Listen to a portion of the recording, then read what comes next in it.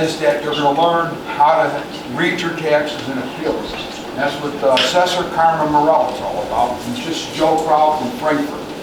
And we're fortunate to have Joe come out because he's a wealth of knowledge just like Carmen. And thank you guys for coming out.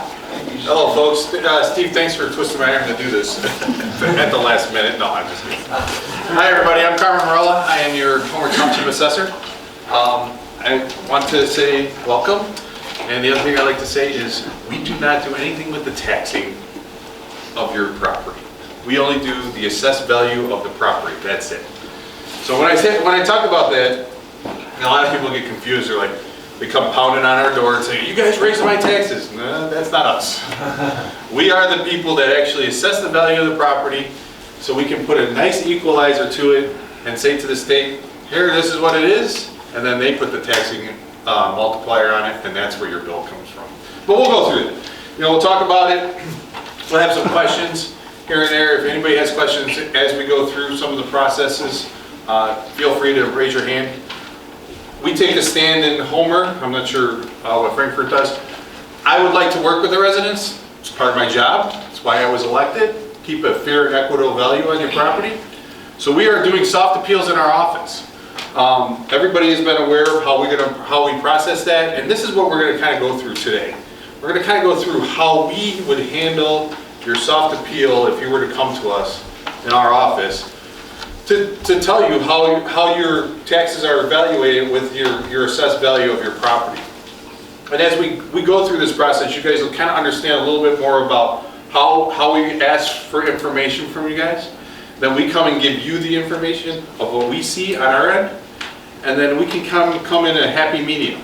A lot of people are afraid to come and get a soft appeal, but it gives you a good idea of where you're at with your assessed value. So that's how we look at it. So my staff has been wonderful to make up these pamphlets. I have about 5 staff members. I have 2 field agents who travel around the township, and they go do your measurements, so you see them out there doing measurements. And we do that so we can be fair on what we're trying to assess your house at. A lot of times people are like, well, I don't understand, why are these guys out here? Well, sometimes we're out there because we may think that you guys are asking us to assess your property, and maybe we measure the wall wrong, so it can change your value. So that's why we look at that stuff. We hear stories all the time, the boys get chased off the property, you guys don't belong here. But really, they're doing a good service to you because they're really just trying to make sure that what we have on our books as an opinion of your assessed value is what's actually out there. And that's why you'll see our guys out there. Yeah. How often do you assess the tax of the property? We're at a quadratic. Every 4 years? Every 4 years. We're coming up on one in 2023. Cook County is different. They're a whole animal on themselves. I don't like to talk about them because they got their own tax law written in the state, so we just leave them alone. We're on this side of Cook County, so we handle it a lot differently. But we are a 4-year. We do a quadratic, so every 4 years. One quick one. What is a soft appeal? What does that mean? So when we do a soft appeal, that means first of all, you don't need a lawyer. Basically, you're doing communications with my office and yourself as a resident. And as you guys come into the office, you're giving us some of your comparables to what you think the value of your house is. And then what we're going to do is give you the opinion of our assessed office of what our value is for you. And then we go through that process and we look at the difference of the homes. And let's say you're $2 in your mass subdivision and you're $2 higher in your mass subdivision. We'll say, well, this guy and this guy pretty much have the same home. Let's put them back to where they should be. And we'll just even out the $2, That's how we look at it. What's your recommendation when bringing comps? How many? 5? No, we always ask for 3. 3 is a good. Joe, how many do you guys ask for? You ask more? As many as they want. Yeah. What I generally do, Joe Crawlin, the assessor of Frankfurt Township. The soft appeal was started in my office in 2011. Other offices have picked it up since. When I first took office in 2010 and I looked at all the responses of people that were filing appeals, generally on their own, they generally came back with the wrong information put in the right spot and they lost. And of course they blamed me as the new assessor. I lost my appeal. Well, I realized that the way the assessment calendar works, which is at the beginning of the year, we're given a book. And by June, I have to turn that book in of all the values that I have. If I'm spending that first 6 months of the year setting your assessment, why not include the homeowner in the process? So we started this soft appeals process, and what it is that we have forms, he has a form, I have this form, and what I'm asking you is to supply as much information as you want to give on why you think the value of your house is less than what I have it at is.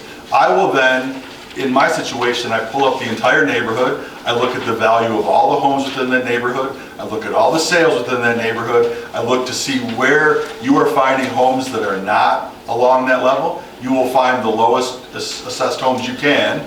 My job is to make everybody fair. You know, the reality is that assessors like us, we tend to get pushed in, you're the reason my tax bill is so high. But the reality is that the way that I describe it, it's like we all go out to dinner. All right, we're all going out to dinner. At the end of the night, they hand us a bill, and I'm the guy that gets to divvy up that bill. That bill is the levy from all of the taxing bodies that are putting together all the values, the school, the fire department, and all of this. And that value is based upon, you know, not whether or not you had an order of fries or you had an extra drink. That is based upon the value of your home. And that's all we're putting on is the value of your home. So what I'm asking you to do is to supply information why you think the value of your home is too high.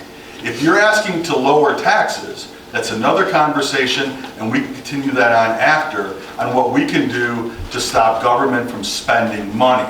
Because as long as, if I lower your assessment, and I always talk it like this, if I walked in tomorrow and I met all these wonderful people, I'm going to walk in tomorrow and I'm going to cut everybody's assessment in half.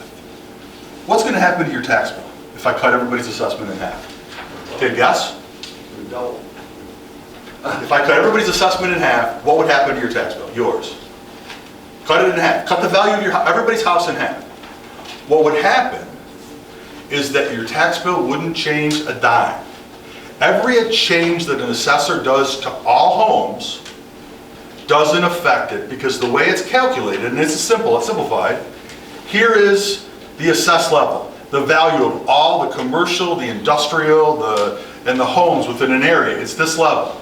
And here, you've got the villain, which is the levy.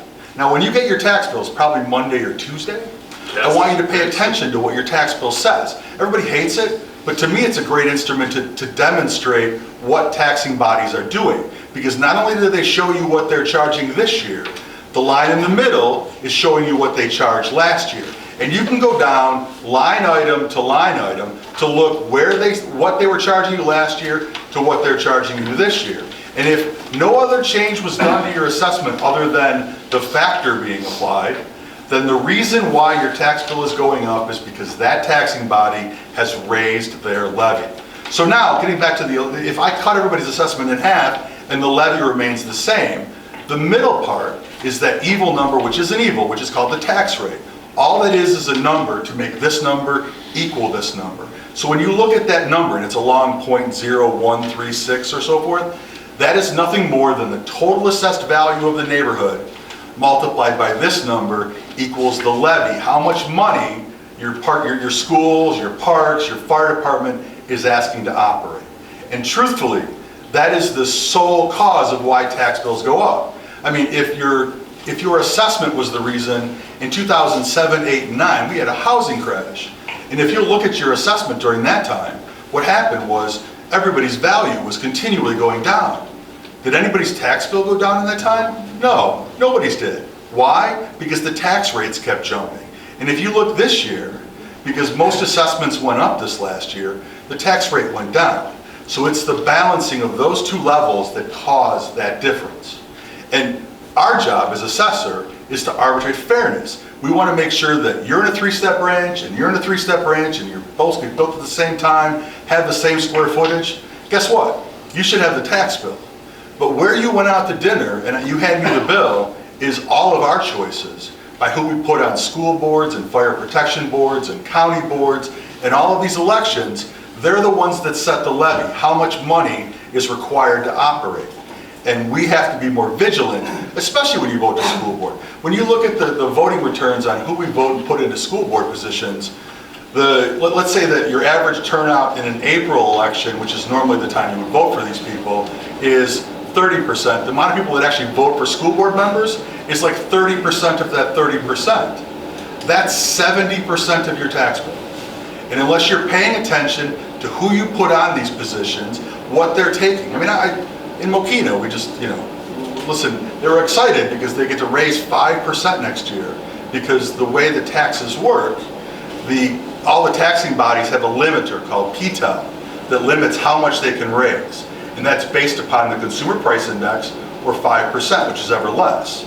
Guess what? In Biden's America, at inflation rates at 6 and 7%, guess what? All of your taxing bodies have the ability to raise their bill 5%, which means your tax bill goes up 5%, plain and simple.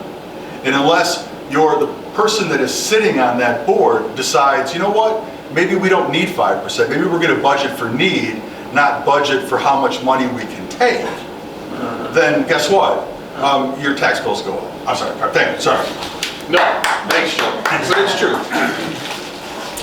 And that's a really in-depth breakdown of, and Joe, thanks for that, for your tax bill. And you really, I mean, everybody should look at it. I mean, when I was younger and I bought my first house, I'm like, oh my God, my taxes are like $4,000. Well, didn't seem like much then, right? But it was a lot. I'm raising 6 kids, trying to figure it out, and I'm looking at my tax bill. I'm like, 6 kids. 6 kids? I have 6 children. I want to stop in my work. Did you figure out what caused that? Broken television. That's all I say. Colors are broken television. So I would sit there and I'm going through my tax bill. I'm like, oh my God, look at this. That levy went up. This levy went up. I'm like, why are these levies going up? And then you start to realize, that's because they're making decisions that we vote people in to make the decisions, and they're raising our rates. Like, hey, we're just gonna raise some more money. Let's put some more money in there. And then all of a sudden, now I'm at, I think, $9,000 on my property tax bill. It's crazy. Can I ask a question about senior citizen exemption? The senior citizen exemption? Carmen, when people are asking me, not necessarily here, but other places, that we cut a whole bunch of dollars out of the budget, they ask me how much money they're going to save in their taxes. And I don't know how to tell them how much. There's really not a way to tell them the exact amount, right? Are you talking the township budget? The township levy, we cut a lot. The unfortunate thing about, I love that you did that, it was fantastic, and I applaud you for it. But it's only 1% of the tax bill. Right. And until your major players, your school and fire that come in at 80% do the same, there's going to be very little change. You could eliminate township, you could eliminate the park district, and the increase that occurs from fire and school would just still raise your tax bill. What I was trying to get at, is there a way to figure out for somebody how much it saved them? Or not really? You'd have to look at the percentage of what. Compared to 2 years. Well, really, you could assess all our homes at 0, but the spending is outrageous. When all Sure. the spending for the school districts take, 80% of the tax bill? Right. The spending is like the government and everything else. Right. We're spending trillions of dollars, and regardless of what, it's not going to come down. You could assess it as 0 because the spending of all the I'm not here to attack schools. Oh, no, I'm we just need saying. good schools. That provides the value to our property. And when anybody talks about why is your property worth anything, if you picked up your property and drove it 100 miles south and dropped it in the middle of the cornfield, it is not as valuable because it doesn't have the amenities that are given to you. But in the other respect, how they spend your money, when you look at the salaries of fire chiefs and superintendents, and I come from Lincoln Way, and it grits my teeth every time I see Lawrence Wiley's name, the old school superintendent of Lincoln Way, who has the largest pension in the state of Illinois at $325,000 a year. It makes me want to throw up. His dog, yeah, he hired his dog trainers at the school to give dog training classes and paid them money. He also he took an assistant from Henry Brothers and brought her on at $100,000. Whatever. You know what, that's Okay, so we're gonna get back on track. All right, so My question on the senior citizen. we'll get to this. We'll talk about it. Well, let me just ask the question. Yeah. We'll get to it later. They only have income on here, so if senior citizens have a lot of medical expense, they can't deduct it on theirs, am I right? So when you look at the senior citizen as freeze, they're actually basing it off of income, yeah. In other words, you got a lot of people that are sick, that might have good income coming from pensions, but Schedule A with medical Right. doesn't play a part in it. No, but that would be it does not. something you would talk to your legislature That's the about. state that sets that. That's the state, Yeah, that is that your was the state. legislature. That's what I You would thought. talk to the people that actually do the legislation in regards to that. Because I don't know if everybody knows, when you do your personal income tax, Schedule A is kind of like wiped out now. And don't, and whatever, this is an election year, you're gonna hear a lot of stuff about taxes. You're gonna hear the governor, we are increasing exemptions. All right, now let me tell you something. If you increase everybody's homeowner's exemption, it's just like cutting everybody's assessment down. It doesn't change a damn thing. Doesn't And so help. they're just doing that to tell you this, to get votes, when they're not actually doing anything. The only way to effectively lower through any sort of legislation is for them to handicap the levy, to stop the levy from being increased. You can talk about assessments, you could even talk about tax rate. Doesn't really matter, that doesn't change anything, because if you only fix one, the other one moves up and down. It's the levy that always is the devil in this argument. Sorry. Absolutely, and I agree. I mean, it's always the devil. That's the one that's going to affect you. But going back to our conversation, a soft appeal. Our office is looking at soft appeals. We have a form on our website. Anybody can see this form on our website.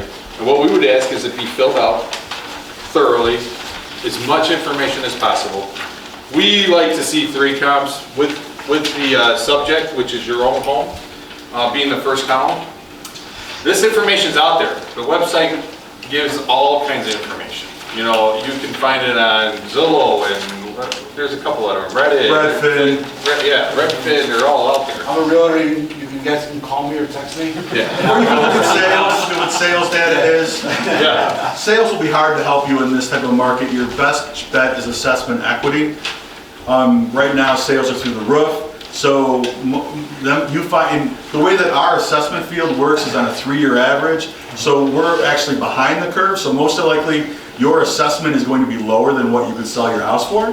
The reality is if you want relief through property taxes, you're going to find it through assessment equity. That's what coming through the calculations on this, where you're looking at the assessed per building square foot. And that is going to be what you're going to be able to base an appeal on that would work, at least in my opinion. yeah. Same thing in our office. We're going to look at the same process. You know, and then what we'll do is we'll get the information and then we start looking at the information. Now we all work with CAMA systems. There's some older communities, they still use Excel, I believe, which is crazy. But we do it in a mass appraisal process. We're not looking at just your individual home. We're looking at a mass appraisal. So all like 1-stories or all ranches, or you know, ranches with 1-stories and a pool. You know, so we're looking at it in more of a mass appraisal. So when we're pulling comps, our computer system is looking at those comps. And if you see on this page here, it's got some pictures at the top. You'll see the difference in each of these homes. Now they're very close in size and square footage and the years they were built. You know, you look at sale prices, the sales prices are a little wanky because some of these were purchased way back then. But then you come down and you start seeing the assessed years and where your values are and stuff like that. It gives us a good idea of where you guys are at square footage. And we can look across the board. $138.98 was the market value at one point. And Where are we at? What page are we at? right here. What page? 4. Page 4. So then what we'll do is we invite you to come and have a conversation with us. We'll kind of talk about the values, kind of see where you're at, and then we can make a decision. And if we feel that you are high and you're not equitable with the rest of your neighborhood, we'll work on it. We'll make it fair so you guys can have that good value. And that's part of our job. You know, that's really what we do. You know, there's a lot of processes that go through for us to get this information. You know, we're getting permits from Lockport, Homer Glen. We're getting from New Glendick. So we're pulling information from all these different municipalities. We're putting it all together. We're cumulating it all in our computer system so we can have a good estimate of what your valuation of your house is, so that we can add that to your tax bill, so you guys are fair and equitable when it comes to your assessed value on your property. So we'll go through those processes with you. This page here is a valuation worksheet. This worksheet basically kind of gives us an idea of what it's costs for your home, and like if it's a first story. So we have some of these calculations that are built in our system. This is a good cost sheet for us to say, hey, we know where to start your assessment. So if you're a brand new home and we're putting all this information in our system, it's like building a pizza. I tell people all the time, it's like building a pizza. Pepperoni, sausage, thin crust, cheese, you know, all that. We're putting that in the computer system to give us a valuation of what that pizza is going to cost. We're doing the same thing with your home. We're doing the exact same thing here. And it helps a lot. I have to use the pizza reference because I've been a chef most of my life. So. But that's the gist of that process. So we can actually say, hey, this is what we're really looking at for your market value. Okay?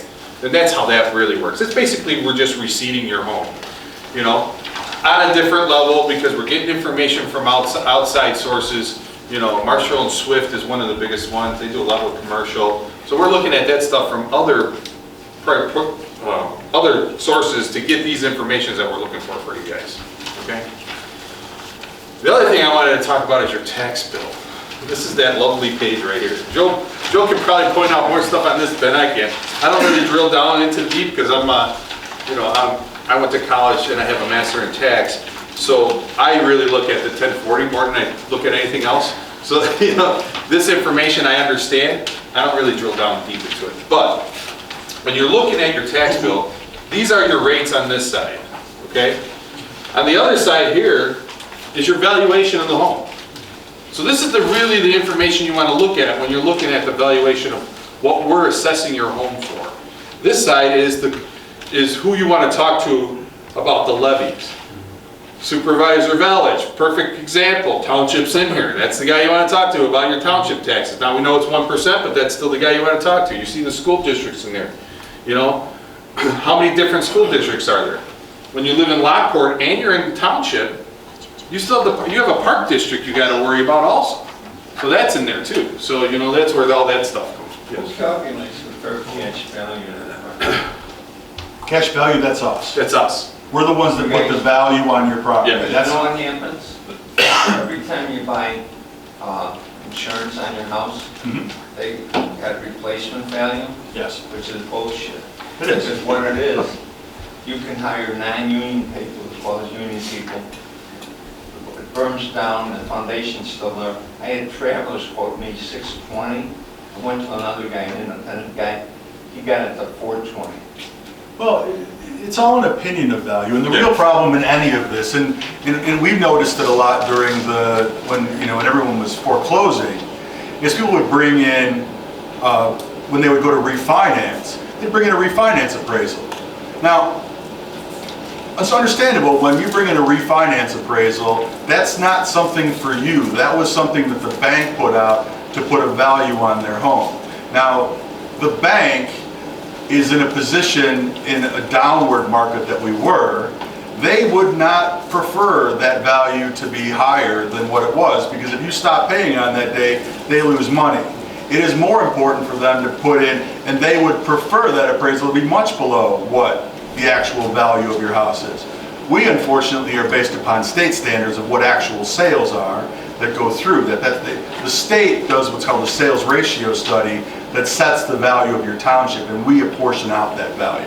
And we come up with that value based, and we can go through individual sales and dispute them. This was a sale between, relatives. This was a sale that, is out of concern. I mean, maybe the wife really liked the view of the highway from there and paid extra. So we try to throw out the sales that don't matter, but it's still the 3-year average, and it's still a value that we have to come up with that the state mandates. So when we spread that value out to make it fair. If we're not making it fair, then but as far as what the actual overall value is, it truly doesn't matter as long as it's distributed fairly. The reverse is true. We'd come in tomorrow and you know what? All these jerks at Homer Glen, I'm going to double all the assessments in Frankfort Township. And guess what? The tax bill just remains the same because the tax rate will get cut in half. It's all the levy on how much they are collecting from us. And you can even see it here, the tax rate went down, but the amount still went up because everybody's value of their homes went up last year. So are you saying regardless of appeal, even if the value goes down, the taxes are going to stay the same? No, I'm not. Okay. The only time that an assessment ever affects your tax bill is if it's done to just you. If I lower just you, what happens is that you pay less in taxes and all of the neighbors around it make up for it in a raising value. That's why when somebody comes into my house and says, well, can you make it a little more fair, Joe? I say no. Because what ends up happening is if I lower you more, it doesn't mean that the school superintendent can't take the extra vacation to Cancun. What it means is that your neighbors are making up for it in their taxes. That's why when somebody comes to me and says, you know, my neighbor over here, he's got a finished basement. Now, I mean, I don't deal with finished basements, but I don't mind you telling me that. That's not tattling. What that is saying to me that they're not paying their fair share, which means you are paying more. So our job is to make that fair, to make sure that they're paying a correct amount, you're paying a correct amount, and if at the end of the day, you're still super pissed at how high they are, then now we can focus you into, you know what, attend a school board meeting and say, you know what, maybe, just maybe we don't need that. And God, please, every time you see the word referendum, every time a word referendum comes up, understand that they are trying to bypass PTEL. They are trying to increase your taxes to move it up for some specific reason. You better be damn sure you need what they are saying they're selling you. Because otherwise, 10 years from now, they are going to increase the PTEL number off of that increased number, and the distance between where it was and where it will be. I have a road. Anyone know where Mr. Benny's is in Mokina? Yeah, sure. All right, that's Everett. And I have two school districts. I have school district 161 and I have school district 159. 159, where I happen to live, we don't pass a lot of referendums. In fact, we don't pass any. 161 has never met a referendum they don't want to pass. Never fail. Monday's going to roll around, tax bills are going to come into my office, Phones are gonna people are ring. going to be screaming, my God, I am looking at my neighbor across the street and his tax bill is $1,200 less than mine and I have the exact same house. Yeah. You're right. You have passed every referendum for 161 and they have passed none here. The difference between a three-step ranch on one side of Everett and the other side of Everett is $1,200. And we see the same thing here in Homer. How we see it differently though is with Lockport. Lockport, prime example, they have a park district.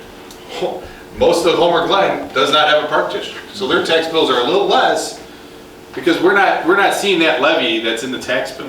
And people are, and we get it all the time in our office. But my neighbor, he doesn't pay his, well, yeah, he's right across the street and he's in Homer Glen and you're in Lockport. Unfortunately, I don't want to tell you why your tax bill is higher, but I can explain it to you, you know? And Joe's right about that, and that's important. So what our job is to do is make sure all you guys are paying the same price for the same pepperoni pizza, if you have that pepperoni pizza. And we want to make, go ahead. You guys mentioned like amenities like finished basement or a pool or a deck. How does, because it's not square footage, how does the assessor look at those? So we look at them all different. So in Homer, we do not assess for decks or patios as of this year. We stopped. We're just not doing it. We found that it was actually costing the taxpayer more money for us to actually send guys out to do those because you're waiting 7 weeks or a year or whatever. So we do anything that's covered, any deck that's covered porch, we'll be assessing.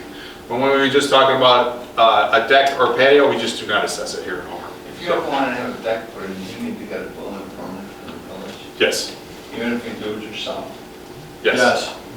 So it's Yes. If somebody falls and gets hurt. Raise the price on things when you put a permit in. Permits usually it'll trigger us to go search out what's going on. The county's a lot lower in the rates because they're more industry.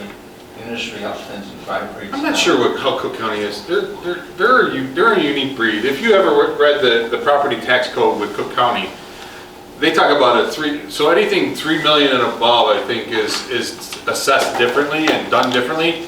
And anything 3 million and above is basically Chicago. That's how we look 3 at it. million residents. Yeah. How do all retail stores and that, their tax bills, they're big corporations, don't they appeal all the time automatically? Well, And I mean, Sometimes we see it, but not all times. Yeah, go ahead. Illinois has a problem. Yes. We elect property tax appeal attorneys, and we put them in positions of power.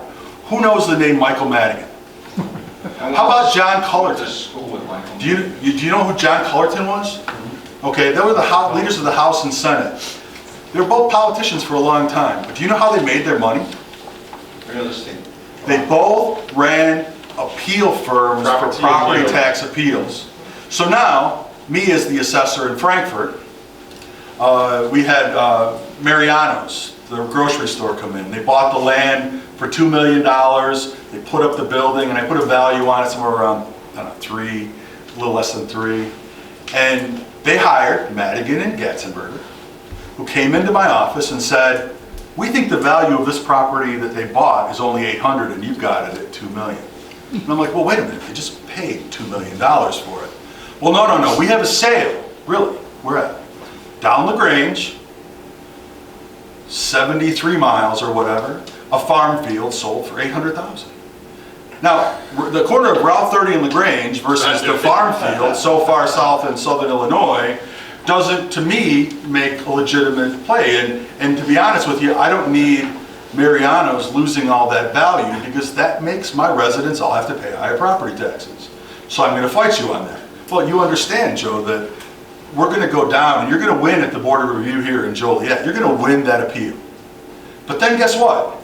You get to drive down to Springfield. You get to sit in a court with a lawyer from Madigan's office, and the judge is a guy appointed by Michael Madigan to decide this. Little known fact, actually little known, but it was actually in the Tribune and the Sun-Times, that Michael Madigan's law firm won 90% of the appeals cases that they put forward. Now, the average lawyer in the city of Chicago did like 20, but 90% of the cases that he took, maybe he just took the winners, really, or maybe the Cook County Board of Review or the PTAB appeal lawyer, PTAB, maybe sided with Michael Madigan because he appointed them. I don't know. You be the judge of that. But we elect those people to positions of power, and they have continually chipped away at what local assessors have the ability to do. It used to be that if somebody came into your neighborhood and bought a foreclosed home and said, listen, I just bought a foreclosure and I want you to use that value as the sale, I could look at them and say, get bent. My job here is to make sure that everybody pays the same on value, and why should you, because you bought a foreclosed home during a tough time, continually paying less in taxes than the people that have been living there for the last, you're all enjoying the same services. My job is to figure out what you're going to sell that property for. But guess what? PTAB has put the announcement down, said, listen, if they've got a sale, you have to accept that sale for whatever it is. And now I have to wait to the quad to bring him back up. So for 3 or 4 years, these guys get to walk in, and believe me, they're all mostly corporate buyers that are coming in and buying all these foreclosures. They're getting the benefit of a cheaper, lower tax bill, and we all make up for it in our tax bills. And that is just insane. It doesn't, tax bills are high enough. Who thinks tax bills are too high? Taxes are too high? Me, everybody does. We all do. And we have to identify the problems of what's causing these high taxes, and we have to attack those problems. But we have to make sure that your information is correct. So the first thing that anybody does in all of this is, Carmen has a website, I have a website. Yep. All of it has a sketch on there of what we have on your house. We have the data on your house. Is it 100% correct? No, nothing's 100% correct. And if it's not, you have to call your respective office and say, I don't think this is correct. And we'll fix this. And then from that point forward, we will make you, you come into my office and you're $2 high, you're even. By the time you leave, Yeah. I'm done with it. You're gonna fix it. We wanna make sure you're even, but it's... The soft appeal deadline, June 3rd. Yeah. What's the hard appeal deadline? The hard appeal hasn't been announced yet. Normally it would be August 14th. So we turn our numbers in June. They collate those numbers up through July. What ends up happening is they will publish the numbers sometime early August, and that starts your 30-day appeal window. Do not wait till then. sit down with us. And now, wait a minute, you sit down with a soft appeal of us and you don't agree with us? Oh, that Joey's full of shit. Really, you know what? Guess what? You can still file an appeal. That doesn't stop you from filing an appeal. You still You got a can lawyer take to do the it. data that you collected on these forms and file an appeal. I don't take it personal. Everybody tries to do what they're going to do. My job is to make it fair. And if you want to go for more than fair, who knows? Maybe you know some Democrat at the, who knows, whatever. I have two questions. So in Will County, the tax bill, they have a square footage on there which includes the garage. Why is the tax on the garage and the house the same? Huh? We don't- Well, for example, my house is 3,250 square feet. We just use square footage in the actual building. We just use the We don't square use footage of the garage building. square footage. So we just take your outline of your home basically, and we're just, Including the garage? No. You use the garage too? yeah. Oh, see, I don't, I Yeah, take the and garage. I don't think you should, but I have a 600-foot garage, square foot garage, so I'm paying taxes on 3,850, even though my living area is only 3,250. Yeah, like Joe, do you assess decks and patios? No. Yeah, see, I mean, the More predecessor, finished basements. the predecessor before me would assess decks and patios. We try to make it as fair as possible, so we just basically take the outline of the home. That's what the answer I was. Sure. No, Sorry? What? basement, pools. Okay, so pools and finished basements. My philosophy on finished basements is this. Unfortunately, when you go to finish your basement, the only way that I'm going to find out about it is if you pull the permit. How often do you think that occurs? Half the time? Now, I can look through appraisal journals and show you where sometimes finished basements don't help. Putting up studs and drywall doesn't really make a sale value different. And the reality is, I don't really feel like punishing the people that followed the law and letting people that didn't follow the law get away with it. So unless you build, and this is a phrase I'll put often, unless you build the Taj Mahal, which means, I got a guy in Frankfurt that put a pool in his basement, one of those endless pools. Guess what? You do that, I got to put value into that. But if you're just going to put up drywall and studs and maybe run electricity, you know what? That's up to you. Decks and pools, most everybody has decks and pools. And the only thing that I can tell you that what people truly look for and pay for is how big of a box am I buying as a house. So it comes down to square footage, and I'm going to boil 90% of what I do. There's a little modifier of a 3-car garage versus a 2-car garage. 3-car garages have more, only because I've only got a 2-car garage and I'm absolutely jealous of everybody with a 3-car garage. Pools, the reality is that you spend $70,000 on a pool, the state sends us that information, I will then increase the value of your house relatively, I cut it down, and then over the year, next 4 years, you get that removed under a home improvement exemption. Over the next 4 years, I remove that, and it only works out to about 10% of the cost. But that's what resale value has been up until 2 years ago when COVID hit and everybody and their brother needs, the most outdoor activities at their house. And now we're watching houses with pools sell for premiums of like $100,000 for a 17-year-old pool. And I'm really afraid because people that are buying into that house don't realize the added costs that come with a 17-year-old pool that's going to require everything in the next 3 years. How do you handle home plan? As far as, Pools and finished basements? we assess, but it's a minor part. Well, basements, we never really looked at basements, if it's a finished basement. We're kind of in the same boat with Joe. We don't really look at the basement because some people do pull permits, some don't, so, and we're unique, Homer Glen and Homer Township's unique because we've kind of been the Wild West for a long time. We were under Will County for a very, very long time. We didn't really have a municipality in the area.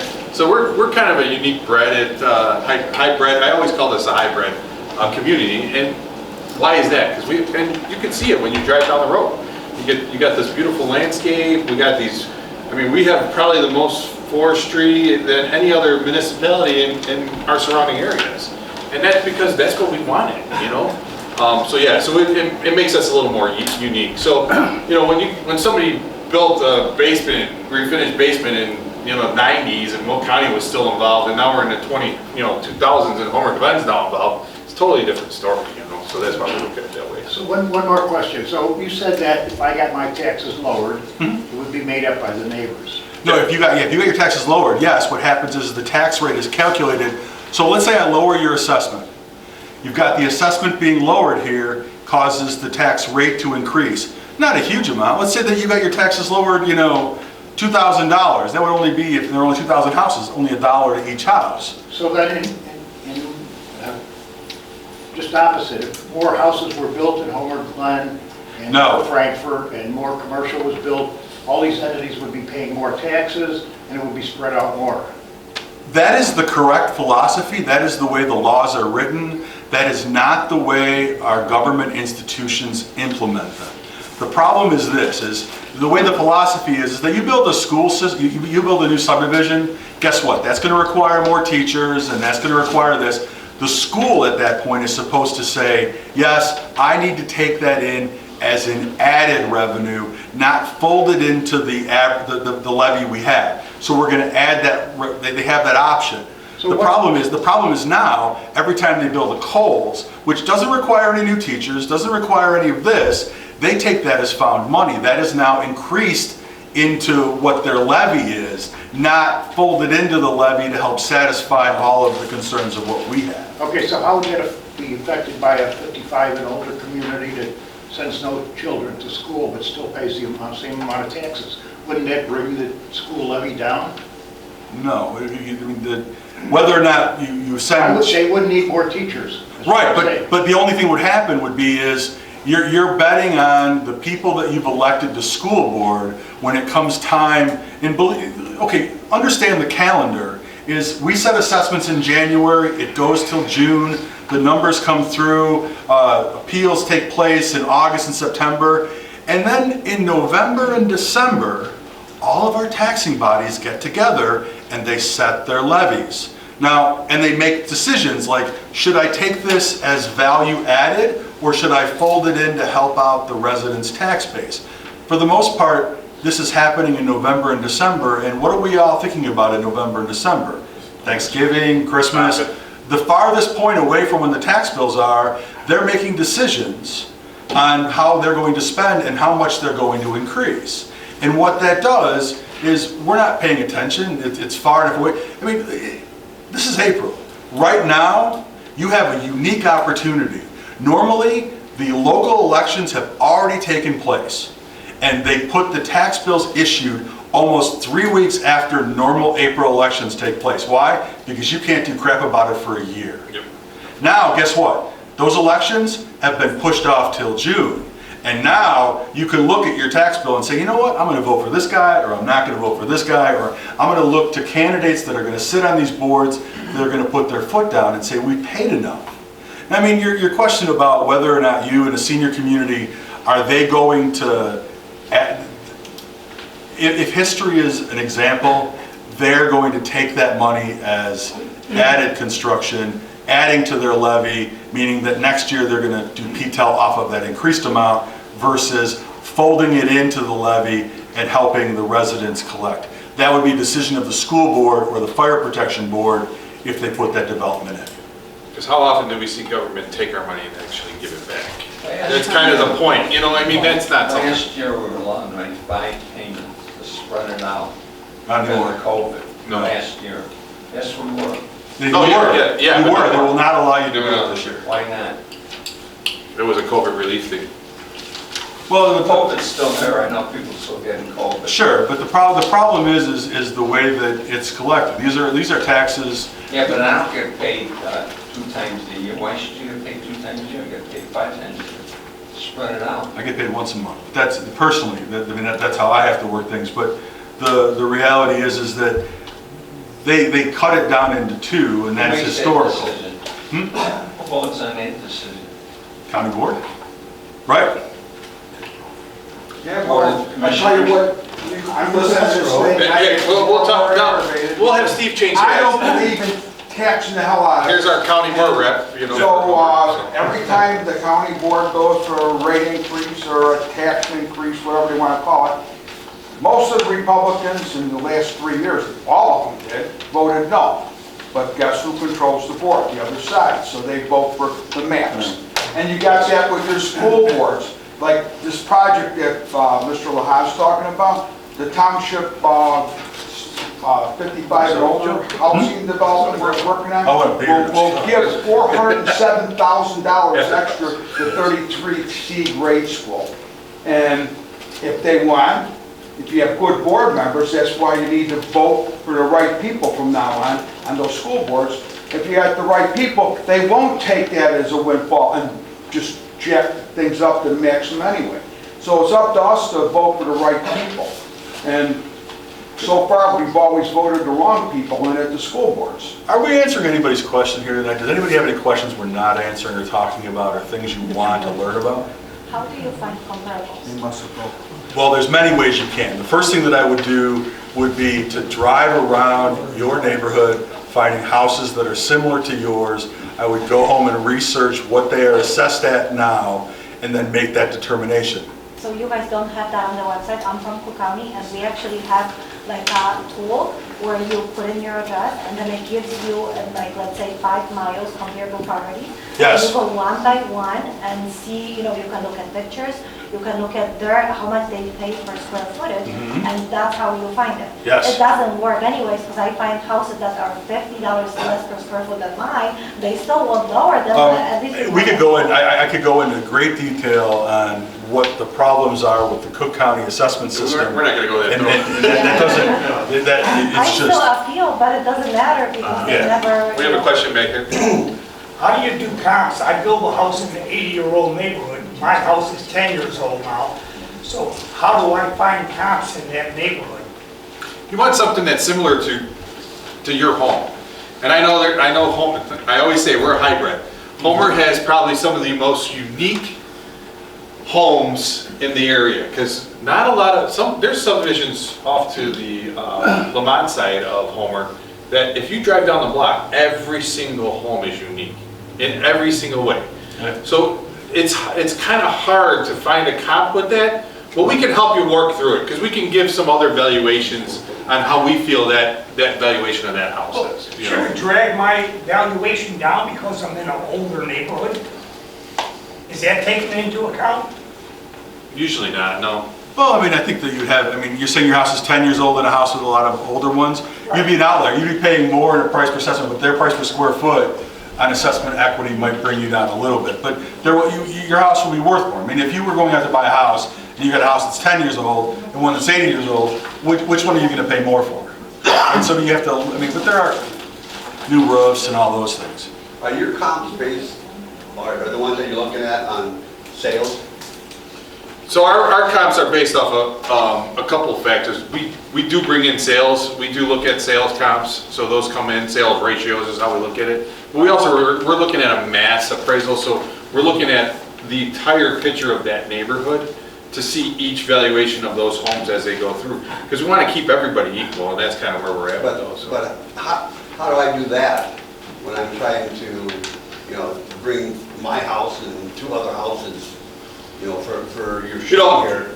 The great idea is you drive around the neighborhood, get addresses and kind of in the same street or whatever, and then you can go on Redfin or you can go on Zillow. You kind of give pictures of what those comps would be. If you go to Redfin or Zillow, you can type in, and instead of looking for sale, you can click another button that says sold. And you can adjust that down, and I would adjust it down for the last 2 years. And you can outline an outline of your neighborhood, and it'll show you every house that has been sold in the last 2 years. You go through and pick. But I'm going to warn you, right now, It's not a good time to do it's not a that. good time to race on sales because sales have been so high. The best opportunity, I mean, if you find it, great. And number one, the first thing that you're ever going to do when you're looking to appeal is that you just buy, look at your sale price, look at what the assessment is, and if you're lower than that, then you bring in to him or I and say, listen, I just bought this for this. And we by law pretty much got to bring it down to that, without question. Yeah. Oh, we're going to go back. You had a question. Well, yeah, you've been doing this for a while. I know you're newly elected. My question would be, are you better off just going in with an attorney? You wouldn't get a divorce pro se if you wanted to. No. No? Well, I mean, so going with attorney, I mean, here's the deal, right? I would take the past of least cost. If you're going to spend that money to begin with, believe me, I'm going to bring you to the value of the average home throughout. My job is to make sure it's fair. If you want to go out and get an attorney, he's going to cost money. And I would wait until you get to the regular appeals process and at least sit with your assessor in a soft appeal to come up with an understanding. That doesn't stop you from filing an appeal. And I'm not one, listen, you want to spend the money on an attorney, that's great. I don't take offense to it. It's more of a, sometimes. Are they more successful with or without an attorney here? I've seen them in both ways. With an attorney, no. Yeah, they're working on a percentage of what they say. Most attorneys At the board of review, and I know 150. it all depends upon the attorney that you got and whether or not they met with you. If somebody has met with me and we've come up with a valuation and then they go hire an attorney, I think their chances of winning are probably 6% to get some sort of reduction. But I mean, that's just because I've already brought them to the level. And when you come into the board of review or you come into PTAB, they're going to ask you for your comparables. And you're going to put together 6 comparables. I walk in and I brought you to the level of every other house in that subdivision. And I show the board of review, here's 128 homes that are at $38 a square foot. The person that's appealing is at $38 a square foot. He's brought in 2 houses on foreclosure sales and he's trying to lower it. What do you think his chances of winning that are? Even at the PTAB level, just as an example. Yeah, because we have to produce evidence too to the board of review. I'm not against anybody, attorneys making money. I'm really not. That's fine. But the reality is that if you can at least sit down with us and walk away with it and go, you know what, I think I can get more, then more power to you. At least you sat down with us. And then if the attorney pulls off, great. I mean, that does happen.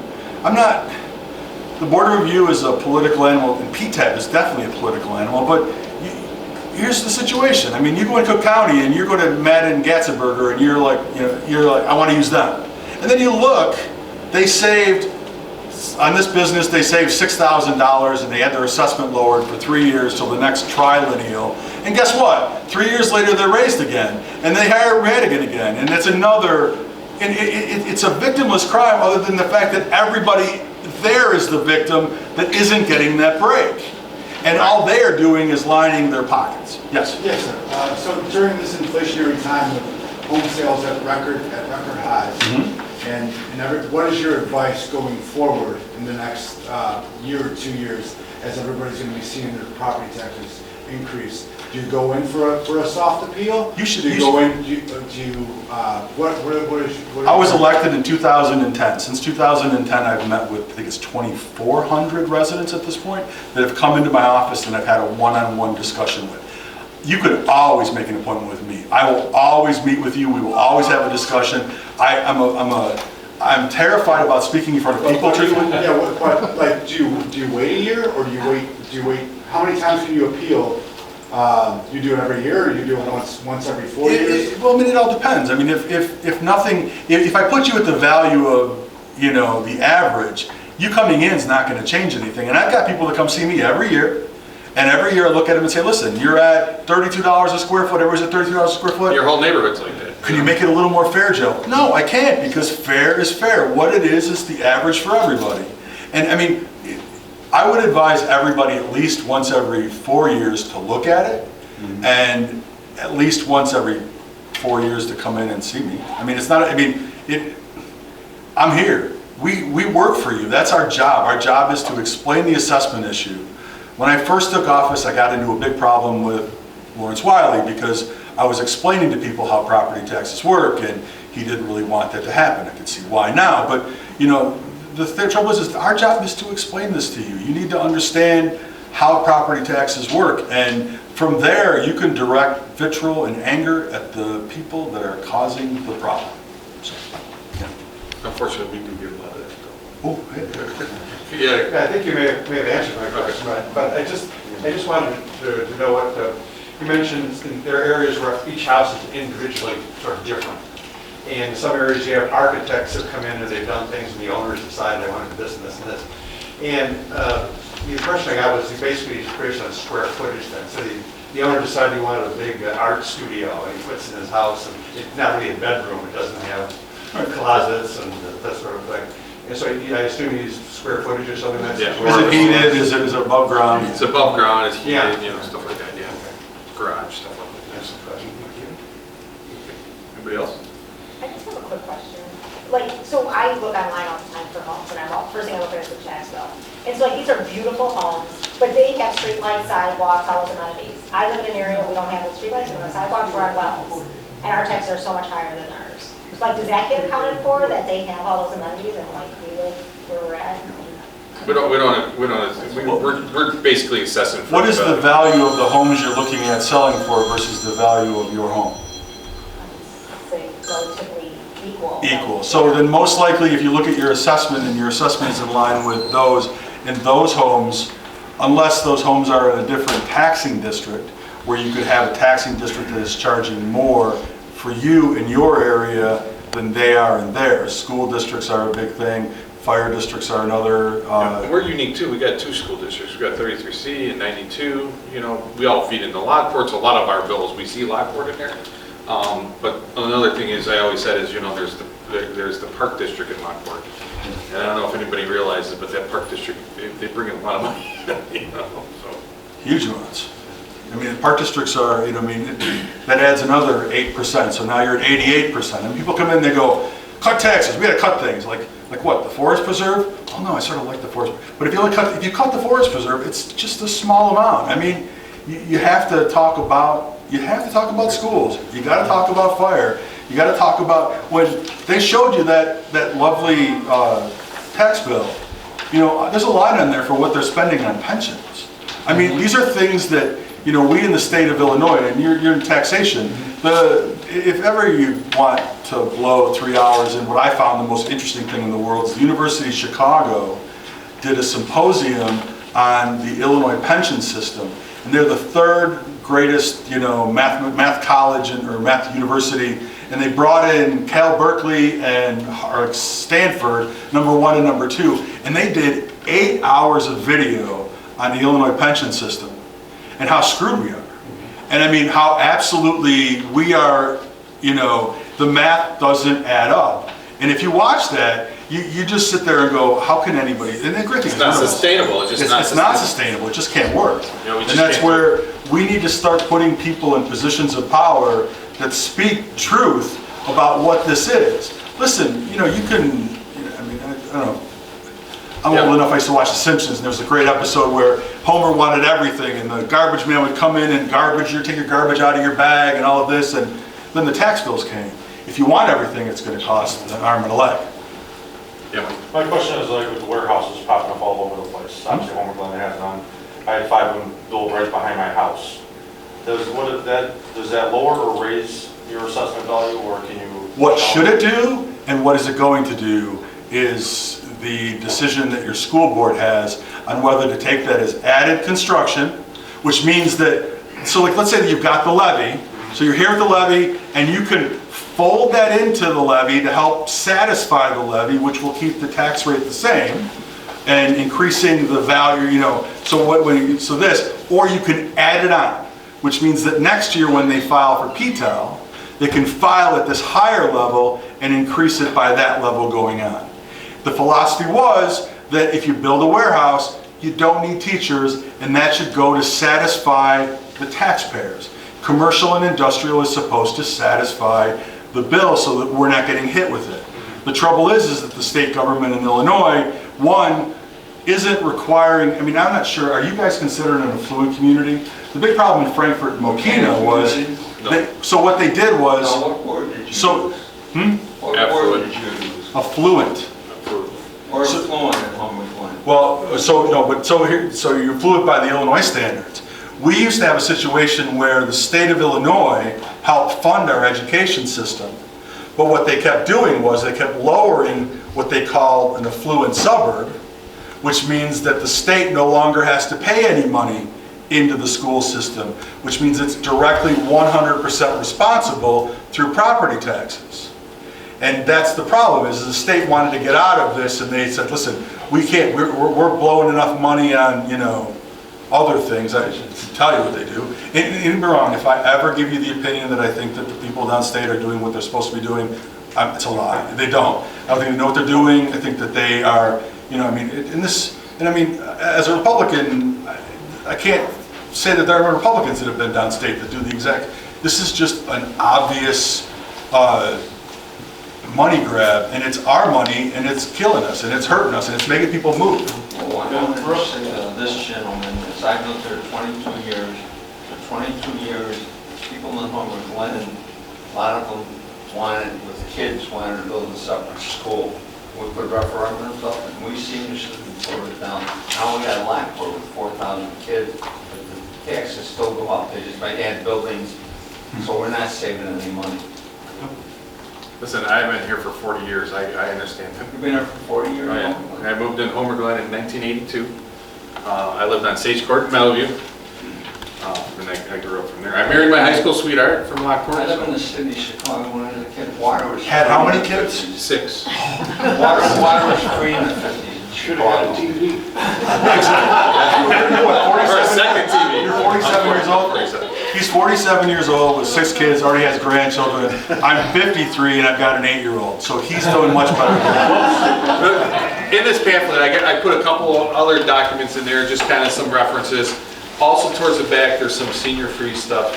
I know Mike Bonomino is going to be doing a senior Zingo, and he'll have some of that information also. I'm going to provide it for more of our seniors in the area. But if you guys just, you know, some of us would need to look at it, but it's nice to know the information. I'm telling everybody, if you ever have a question, we are staffed in the Homer Township office to help you guys in any way we can. My staff is very friendly. They have a lot of information, and they're prepared to take these phone calls. So by all means, reach out to us. We can help in any way we can. So on that note, if you decided to do a soft appeal, should we be making an appointment with your team, or? yeah, that would be the best. What we usually ask for you guys to do is drop off the soft appeal. I think we turn them around in a week or 12 days, something like that. There's something on the form. And then what we'll do is we'll get in touch with you and kind of start explaining. Your team will actually make an appeal? Yeah. Okay. Yeah. Now, is your team the same as what was before? Are the same people working? Some of them are, yes. I have 1 or 2 that are new. And everything we need is in the packet. Yeah, everything you need is pretty much in the packet. And if you can't find this stuff, we have it on our website. When we get our bill on Tuesday? It was May 1st. It was mailed, I think it's mailed today or mailed tomorrow. So we got a month to do so. No, the tax bill you receive in your hands is untouchable. You had to appeal that tax bill last year. This coming up, this assessment, all taxes are paid a year in arrears. So what is coming to you now is not going to be, and I've already seen the tax bill, I've seen the numbers, I think it's a relatively little increase, not a large one. Next year's going to be a large one, and that's going to be the quad, and we're going to be going in and assessing everybody in our townships. By state law, I've got to look at every single property next year, which means that I'm going to look at your property. He's look at your property. He's looking at your property. I'm looking at my properties. So what you're telling me is I feel now it's not going to affect me until 2023. But you need to appeal now for 2023, the soft appeal, or you have to do an appeal in August of this next year, a regular appeal through Will County. And once again, if this is free and it gives you the ability to sit down and understand. In my office, I say this, you bring me whatever you want to bring me. You want to bring me 3, 5, 2, 0? I don't care. I'm going to pull up every house in your neighborhood. We're going to go through every single one. Every house you bring to me, I'm going to say, all right, well, let's pull that up and let's see why it's that level. And when you talk about MLS sheets and you look at what the MLS lists, the MLS is absolutely, for being the repository of data, how many times I look at an MLS sheet and go, what do you mean the tax bill's $4,000? Yeah. And I look and it's only the first half that they captured on the MLS. So actually the tax bill's $8,000 something, and I'm like, I actually met with the guy from the MLS and I'm like, what is this? Oh, well, sometimes we make mistakes.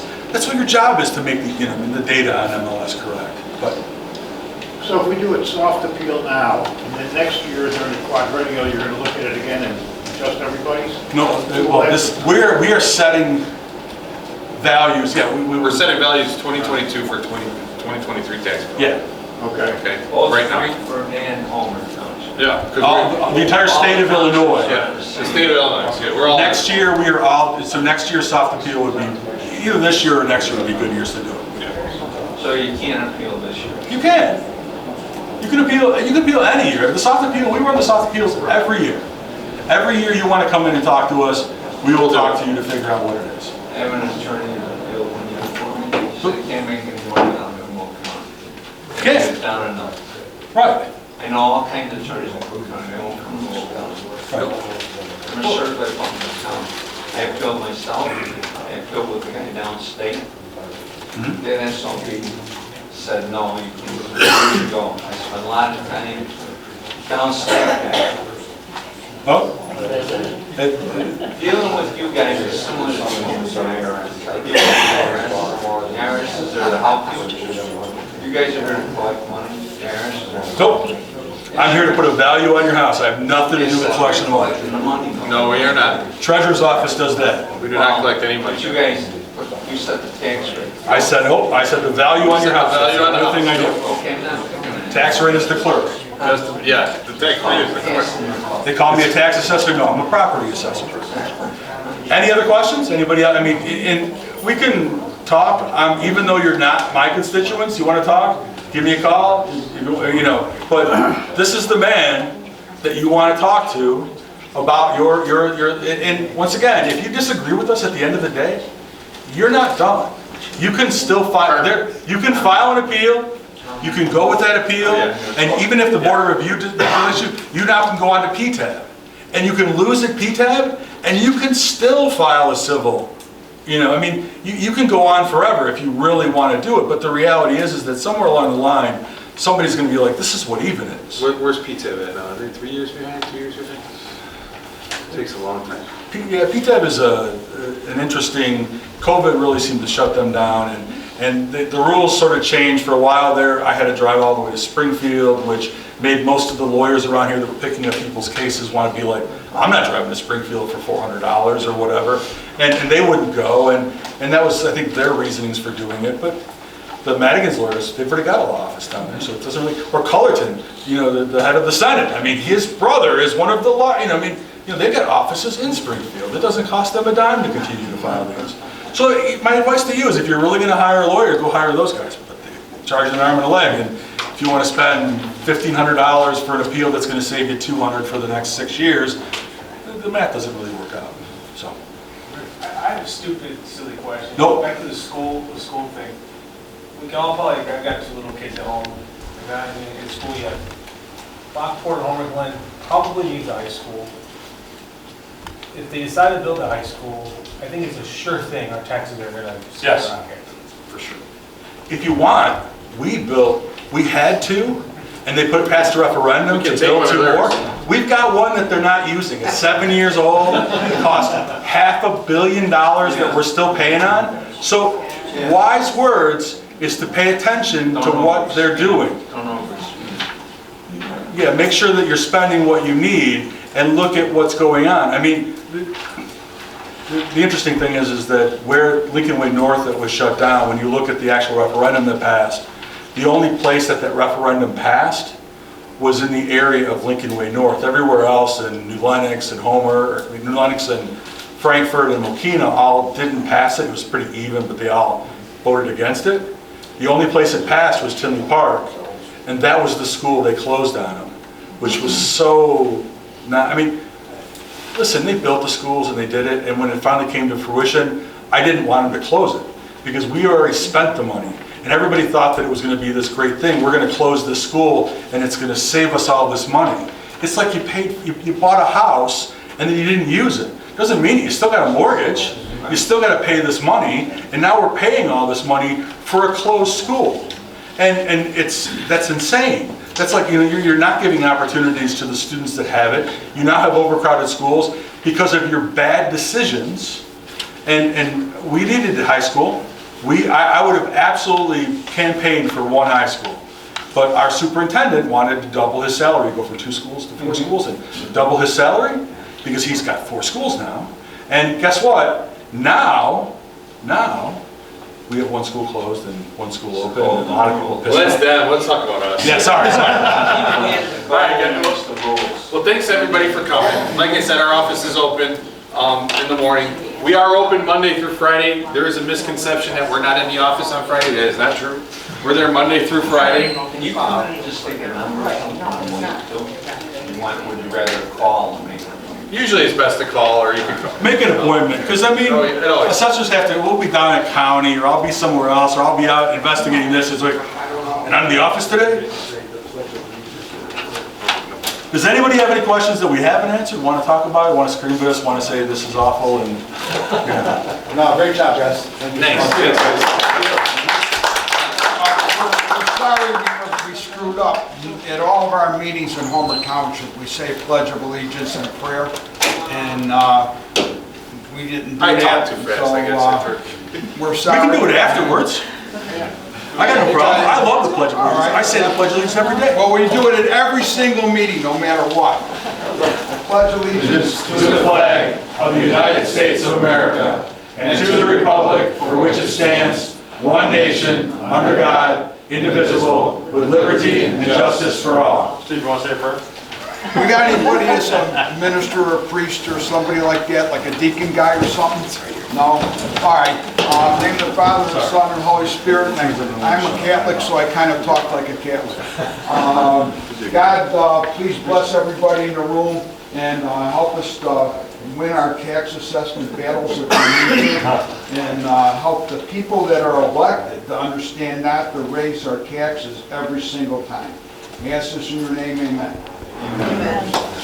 Ask them to budget for need, not budget for how much money they can get. Plain and simple.